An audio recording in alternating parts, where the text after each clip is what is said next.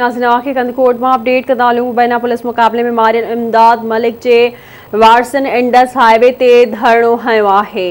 बिल्कुल नाज़रीन, धरणे सबब इंडस हाईवे बंद थी वियो आहे। गाड़ियुनि जूं कतारूं लगी वयूं आहिनि, जॾहिं त मक़तूल जे वारसनि पारां इंसाफ़ जी अपील कई वई आहे। आगाह कयूं पिया कंदकोट मां मुबैना पुलिस मुक़ाबले में मारियल इमदाद मलिक जे वारसनि पारां इंडस हाईवे ते धरणो हयो वियो आहे। धरणे सबब इंडस हाईवे बंद थी वियो आहे, जॾहिं त गाड़ियुनि जूं कतारूं लगी वयूं आहिनि। मक़तूल जे वारसनि पारां इंसाफ़ जी अपील कई वई आहे। वारसनि जो चवणु आहे त शिकारपुर पुलिस कूड़ो मुक़ाबिलो ॼाणाए नौजवान इमदाद मलिक खे मारियो आहे, इंसाफ़ कयो वञे।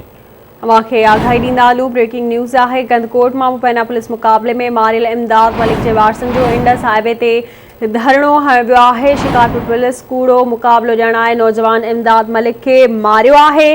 धरणे सबब इंडस हाईवे बंदि कयो वियो आहे। गाॾियुनि जूं कतारूं लॻी वयूं आहिनि। मक़तूल जे वारसनि पारां इंसाफ़ जी अपील कई पई वञे।